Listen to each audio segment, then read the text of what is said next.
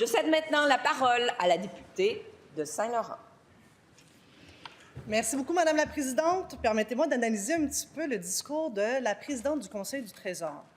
Je cite, « Le contexte actuel est bien différent de celui de l'époque. » Quelle époque? Celui où est-ce qu'ils nageaient sur les surplus avant de les dépenser sans compter?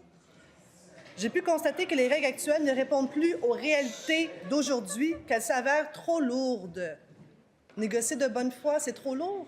De faire des négociations intensives pendant qu'ils ont laissé les enfants à la maison pendant 5 semaines, c'est trop lourd. Négocier la fin de semaine, c'est trop lourd. Au cours des 40 dernières années, la Cour suprême a redéfini la notion de liberté d'association. Que veut-elle dire exactement? Qu'elle veut, en fait, avoir le pouvoir d'imposer une loi spéciale. Qu'elle le dise clairement. Le modèle traditionnel axé sur la gestion des salaires ne reflète plus les préoccupations des employés. Je pense qu'on a manqué une méchante partie au gouvernement. Les enseignants qui sont venus avec José Scalabrini avec des codes de couleur, ils parlaient de quoi? Pas des salaires, de la gestion de classe. Parce qu'on n'a jamais eu autant d'enfants avec des besoins particuliers dans nos écoles.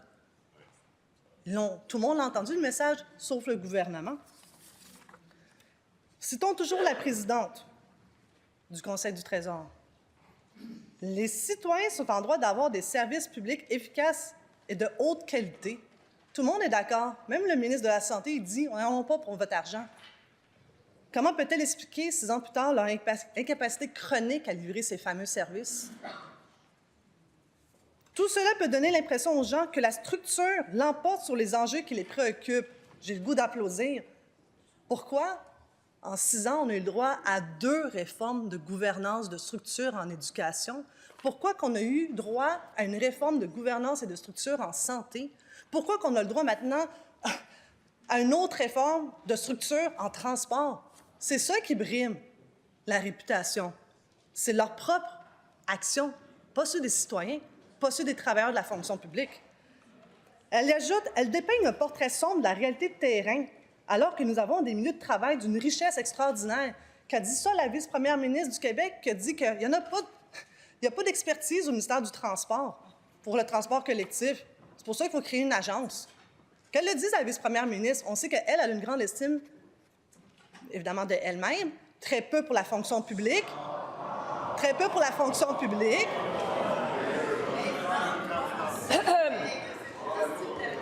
Je suis debout. Je suis debout. On garde le silence. Je vais reconnaître le leader du gouvernement. Brièvement, quelle est votre question et votre rappel au règlement? Madame la Présidente, notre règlement s'applique même durant les déclarations ministérielles. Je pense que la députée de Saint-Laurent devrait s'excuser à la vice-première ministre. Ça manque de classe. Je suis debout. Nous allons poursuivre. Je vous rappelle simplement s'il vous plaît, j'entends les commentaires. C'est moi qui parle. Vous vous taisez. Maintenant, je vous invite au respect les uns les autres. Ce moment-ci est solennel. Nous devons nous respecter, faire attention aux propos, vous adresser à la présidente. Vous avez tout votre temps. Poursuivez, Madame la députée, mais demeurons respectueux. Oui, mais moi, je cite le texte. La richesse de ceux qui travaillent pour la fonction publique. Nous, on la connaît. Mais la vice-première ministre a quand même jeté en dessous de l'autobus non seulement la fonction publique, mais même son prédécesseur, pas plus tard qu'hier. Maintenant, avec la coalition... Donc, si on permet... Non, excusez-moi. Monsieur le leader, quel est votre appel au règlement, brièvement? Madame la Présidente, on tient des propos qui viennent d'être tenus, jetés en dessous de l'autobus.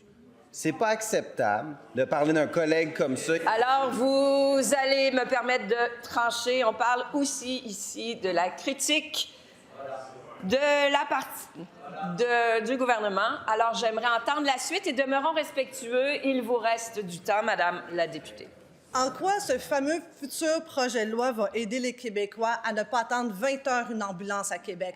En quoi ce projet de loi va aider pour s'assurer que ce ne soit pas un agent de sécurité qui fasse le triage dans un hôpital? En quoi que ça va aider à s'assurer que, justement, on a un agent de sécurité au CHUL de Québec pour l'unité de psychiatrie, parce qu'il n'y a pas d'argent, on l'a coupé, Madame la Présidente. En quoi ça va aider nos profs en francisation qui sont dans la rue parce que leurs jobs aussi ont été coupés?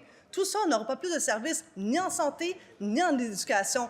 Pas plus tard qu'hier, les agents de détention étaient dans la rue parce que leur emploi est à risque. Il y en a un en ce moment qui est malheureusement dans le coma.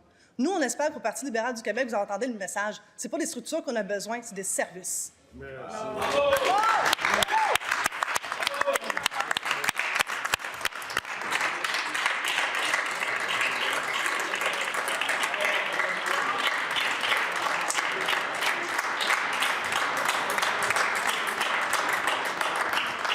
Merci, Madame la députée.